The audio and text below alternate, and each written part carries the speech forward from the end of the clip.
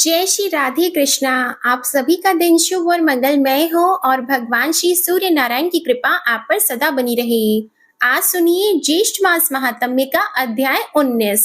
आज के अध्याय में आप जानेंगे सांब को सूर्य प्रतिमा की प्राप्ति, मंदिर निर्माण योग्य भूमि एवं मंदिर में प्रतिमाओं के स्थान के निरूपण का वर्णन। सुमंतु मुनि बोले, राजन, इस प्रकार सांब सूर्य नारायण से वर प्राप्त कर अतिशय प्रसन्न हुए और वर प्राप्ति को आश्चर्य मानते हुए अन्य तपस्वियों के साथ समीप में स्थित चंद्रभागा नदी में स्नान करने के लिए गए।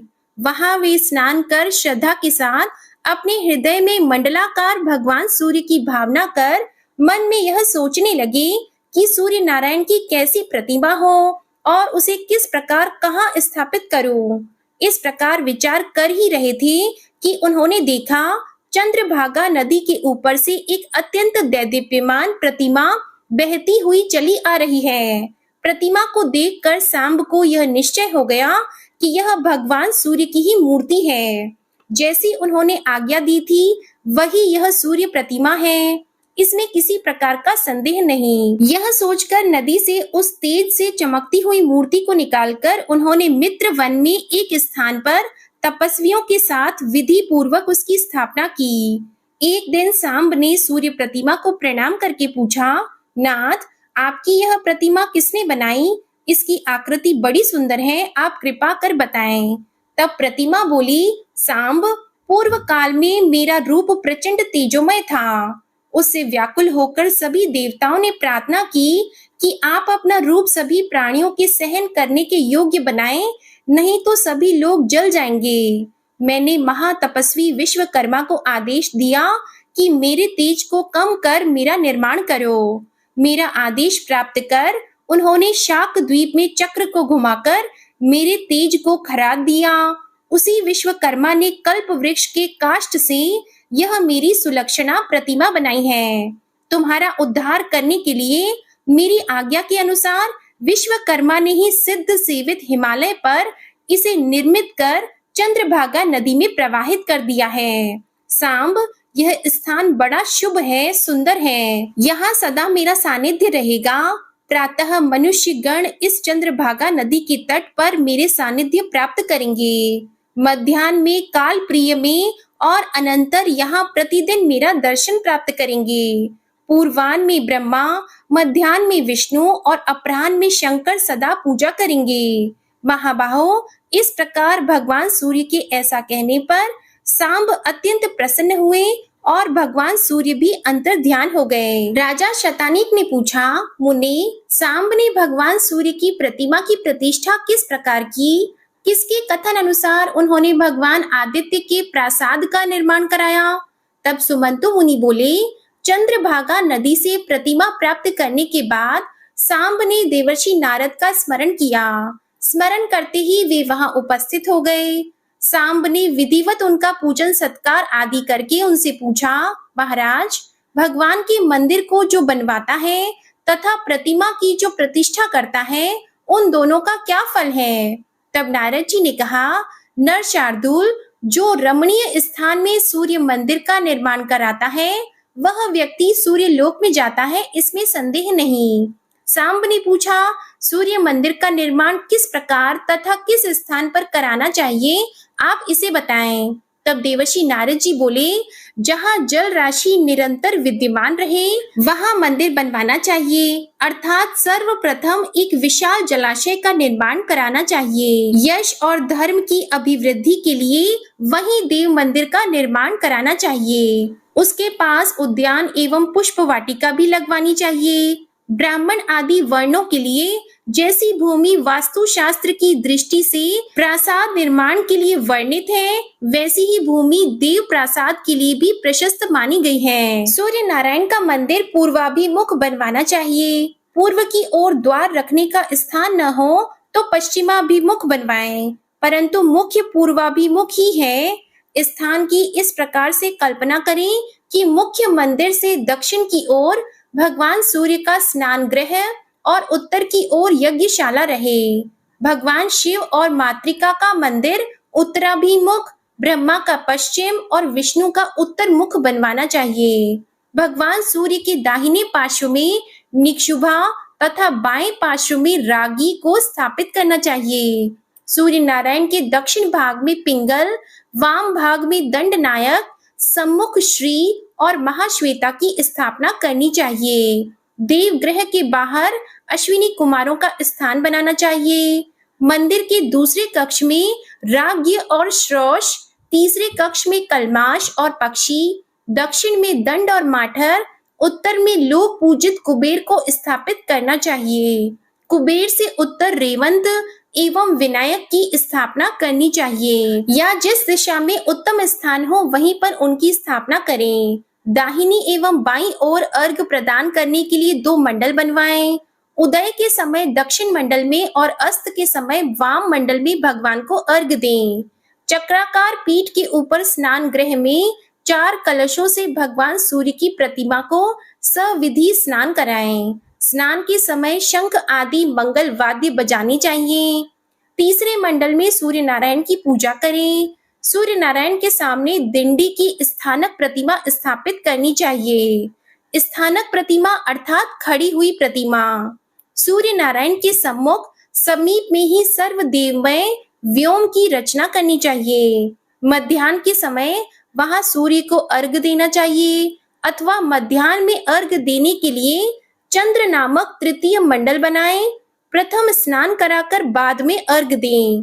भगवान सूर्य के पास ही उचित स्थान पर पुराण का पाठ करने के लिए स्थान बनाना चाहिए। यह देवताओं के स्थापन का विधान है। ग्रहराज और सर्वतोभद्र ये 2 प्रासाद सूर्य नारायण को अतिशय प्रिय हैं। नारद जी बोले, सांब, अब मैं विस्तार के साथ प्रतिमा निर्माण का विधान बताता हूँ।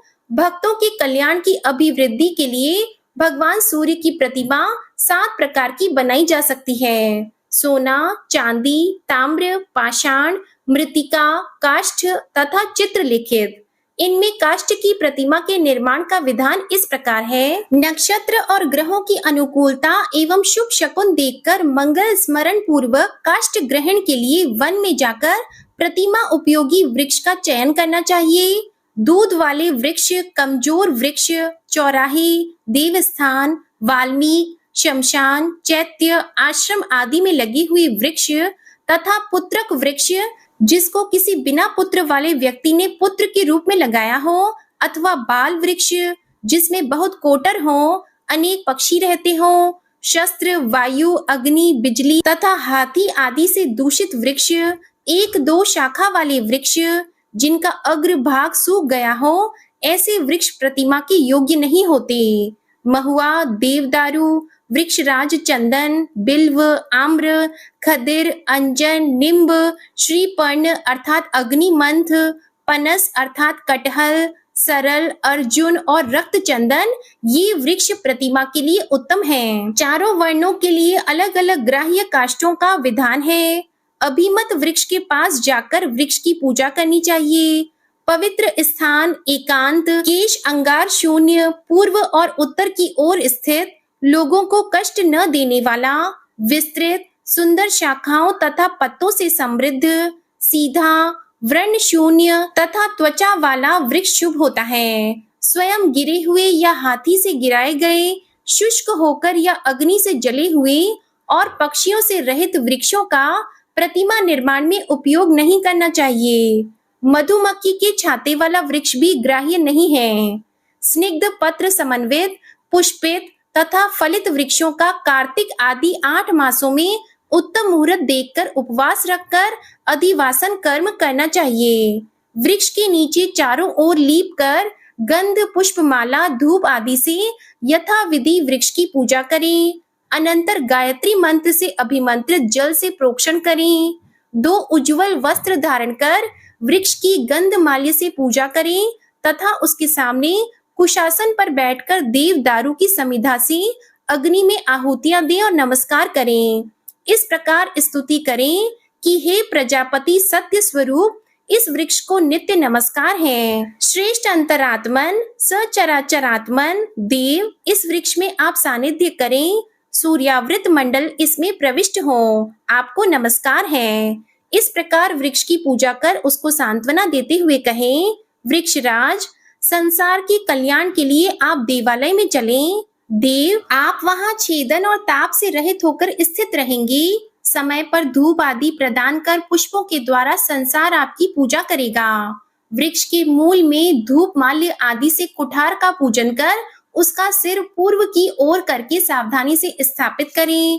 अनंतर मोदक, खीर आदि भक्ष्य द्रव्य तथा सुगंधित पुष्प, धूप, गंध आदि से वृक्ष की और देवता, पितर, राक्षस, पिशाच, नाग, सुरगण, विनायक आदि की पूजा करके रात्रि में वृक्ष का स्पर्श कर यह कहें, देव देव, आप पूजा में देवों के द्वारा परिकल्पित हैं। वृक्षराज, आपको नमस्कार है। यह विधिवत की गई पूजा आप ग्रहण करें। जो जो प्राणी यहाँ निवास करते हैं उनको भी मेरा नमस्कार है। प्रभात काल में पुनः उस वृक्ष का पूजन करें तथा ब्राह्मण और भोजक को दक्षिणा देकर विशेषज्ञों द्वारा स्वस्ति वाचन पूर्वक वृक्ष का छेदन करें। पूर्व, ईशान और उत्तर की ओर वृक्ष कट की आवाज करके गिरे तो अच्छा है। शाखाओं की इन दिशाओं में गिरने पर ही वृक्ष का छेदन करें, अन्यथा नहीं करें। वृक्ष का नेतृत्व आग्नेय और दक्षिण दिशाओं में गिरना शुभ नहीं है एवं वायव्य और पश्चिम में गिरना मध्यम है। पहले वृक्ष के चारों ओर की शाखाओं को काटने के बाद वृक्ष को कटवाएं। वृक्ष से शाखाएं सर्वथा अलग हो जाएं तथा गिरकर टूटे नहीं एवं शब्द भी नहीं हो तो उत्तम है। जिसके कटने से दो भाग हो जाए, जिस वृक्ष से मधुर द्रव, घी, तेल आदि निकले, उसका परित्याग न करें। इन दोषों से रहित अच्छा काल देखकर काष्ठ का संग्रह करना चाहिए, तभी उसकी प्रतिमा का निर्माण कराना चाहिए। जय श्री कृष्णा। आज का अध्याय यही समाप्त हुआ। अगले अध्याय में आप सुनेंगे सूर्य प्रतिमा की निर्माण विधि का वर्णन। अब आप सुनिए विष्णु चालीसा का पाठ। विष्णु सुनिए विनय सेवक की चित लाए, कीरत कुछ वर्णन करो दीजिए ज्ञान बताए। नमो विष्णु भगवान खरारी, कष्ट नशावन अखिल बिहारी। प्रबल जगत में शक्ति तुम्हारी, त्रिभुवन फैल रही उजियारी। सुंदर रूप मनोहर सूरत, सरल स्वभाव मोहनी मूरत। तन पर पीतांबर अति सोहत, बैजंती माला मन मोहत। शंख चक्र कर गदा विराजे, देखत दैत्य असुर दल भाजे। सत्य धर्म मद लोभन गाजे, काम क्रोध मद लोभन छाजे। संत भक्त सज्जन मन रंजन, दनुज असुर दुष्टन दल गंजन। सुख उपजाए कष्ट सब भंजन, दोष मिटाय करत जन सज्जन। पाप काट भव सिंधु उतारण, कष्ट नाश कर भक्त उबारण। करत अनेक रूप प्रभु धारण, केवल आप भक्ति के कारण। धरणी धेनु बन तुम ही पुकारा, तब तुम रूप राम का धारा। भार उतार असुर दल मारा, रावण आदिक को संहारा। आप वराह रूप बनाया, हिरण्याक्ष को मार गिराया। धर्मस्य तन सिंधु बनाया, 14 रत्नन को निकलाया। अमिलख असुरन द्वंद मचाया, रूप मोहिनी आप दिखाया। देवों को अमृत पान कराया, असुरन को छवि से बहलाया। कूर्म रूप धर सिंधु मझाया, मंदराचल गिरि तुरत उठाया। शंकर का तुम फंद छुड़ाया, भस्मासुर को रूप दिखाया। वेदन को जब असुर डुबाया, कर प्रबंध उन्हें ढूंढवाया। मोहित बन कर खल ही नचाया, उस ही कर से भस्म कराया। असुर जलंधर अति बलदाई, शंकर से उनकी न लड़ाई। आर पार शिव सकल बनाई, कीन सती से छल खल जाई। सुमिरन कीन तुम्हें शिव रानी, बतलाई सब विपत कहानी। तब तुम बने मुनीश्वर ज्ञानी, वृंदा की सब सुरति भुलानी। देख तीन दनुज शैतानी, वृंदा आए तुम्हें लपटानी। हो स्पर्श धर्म क्षति मानी, हना असुर उर शिव शैतानी। तुमने ध्रुव प्रहलाद उबारे, हिरणाकुश आदिक खल मारे। गणिका और अजामिल तारे, बहुत भक्त भव सिंधु उतारे। हरहु सकल संताप हमारे, कृपा करहु हरि सिरजनहारे। देखहु मैं निज दर्श तुम्हारे, दीप बंधु भक्तन हितकारे। चाहता आपका सेवक दर्शन, करहु दया अपनी मधुसूदन। जानो नहीं योग्य जब पूजन, होय यज्ञ स्तुति अनुमोदन। शील दया संतोष सुलक्षण, विदित नहीं व्रत बोध विलक्षण। करहु आपका किस विधि पूजन, कुमति विलोक होत दुख भीषण।